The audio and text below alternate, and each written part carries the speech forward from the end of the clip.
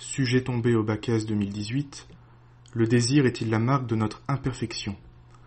Le terme essentiel à analyser ici semble imperfection, l'état de ce qui est incomplet, de ce qui est imparfait, de ce qui n'est pas terminé. Si l'homme était complet, si l'homme était parfait, il ne désirerait pas. L'homme désirerait-il s'il ne lui manquait rien? Le désir n'est-il pas en l'homme la marque d'une faille? On peut imaginer un plan dialectique classique en 3 parties, avec d'abord le désir comme manque, le désir est manque, puis l'antithèse, le désir comme force positive qui permet d'avancer, et une synthèse, le désir est marque de perfectibilité, le désir permettrait de se perfectionner.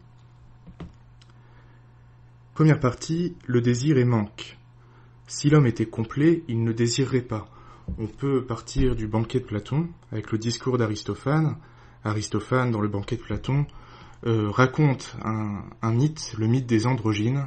L'homme, avant d'être homme, était double, il possédait les 2 sexes, mais il a été séparé par Zeus. Les 2 sexes ont été divisés et chacun recherche sa moitié. Donc chaque être serait incomplet. Chaque être humain rechercherait à se compléter dans l'autre, à se compléter par le désir, en tendant vers l'objet du désir. Le désir serait donc la marque de l'imperfection humaine.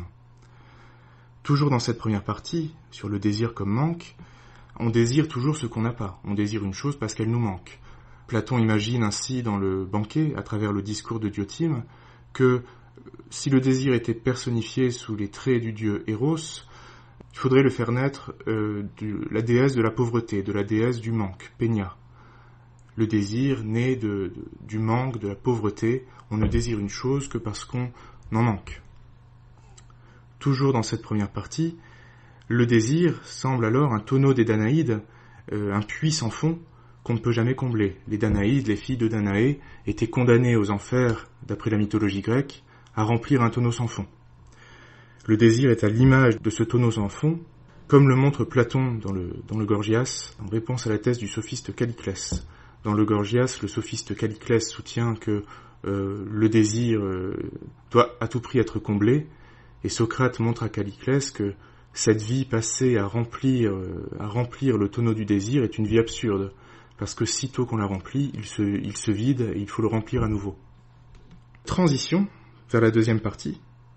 La vie que propose Socrate n'est-elle pas ennuyeuse, n'est-elle pas celle d'une pierre? On pourrait imaginer comme transition, mais renoncer ainsi au désir, n'est-ce pas amputer l'homme d'une dimension essentielle? On passe alors à la deuxième partie, le désir comme positivité. Le désir est une force qui pousse à la réalisation de soi. Et c'est en effet la thèse de Calliclès dans le Gorgias. Calliclès reproche à Socrate de proposer une vie digne d'une pierre ou d'un cadavre. Toujours dans cette deuxième partie, sur le désir est positif.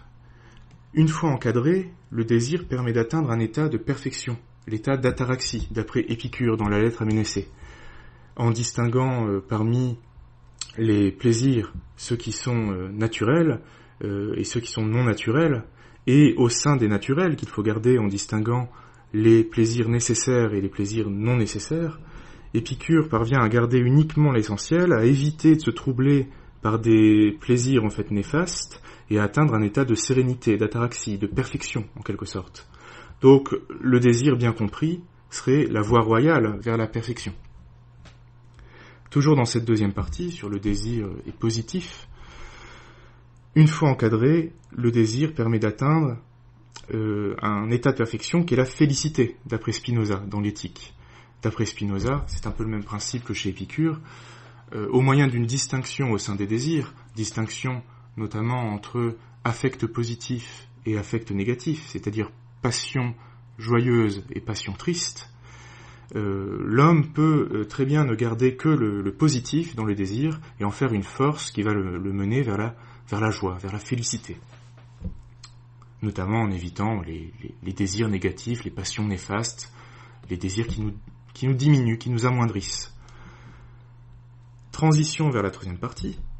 Le désir n'est-il pas alors une force positive qui peut certes en partant d'une imperfection humaine, d'une tension vers quelque chose, du fait d'une incomplétude essentielle, nous mener à un état de perfection, en tout cas nous faire tendre à la perfection. Donc le désir n'est-il pas la marque de la perfectibilité humaine ? Le désir, en effet, met l'homme en mouvement vers la perfection.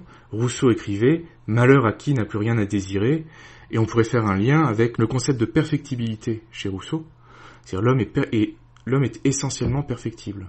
Troisième partie, affirmer son désir permet à l'homme de dépasser les failles de l'humain.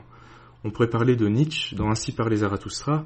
Nietzsche qui essaie de pousser l'homme à affirmer son désir contre ce qu'il appelle les contempteurs du corps, les philosophes à la Platon qui ont un peu tapé sur le désir, tapé sur nos instincts. Il faut au contraire affirmer ses désirs pour dépasser ce qui est bassement humain, tout ce qui a été construit par la philosophie et la religion, et enfin atteindre la surhumanité. Toujours dans cette troisième et dernière partie, sur le désir comme marque de perfectibilité, le désir, bien compris, peut se transcender, se dépasser et permettre de tendre vers un idéal de perfection.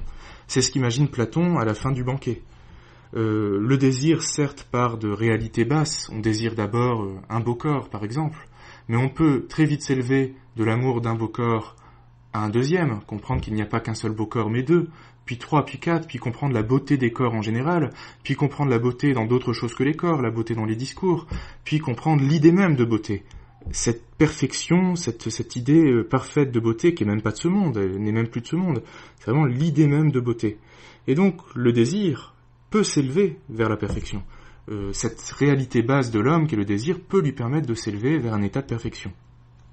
En conclusion, on pourrait résumer tout ce mouvement de pensée qui part du désir, certes, comme marque de l'imperfection humaine, au désir comme moyen d'accès à la perfection, et on pourrait ouvrir, pourquoi pas, sur la société de consommation. Cette société du désir n'exploite-t-elle pas les failles humaines sans permettre vraiment de les combler ou de les dépasser ? Voilà pour cette proposition de corriger.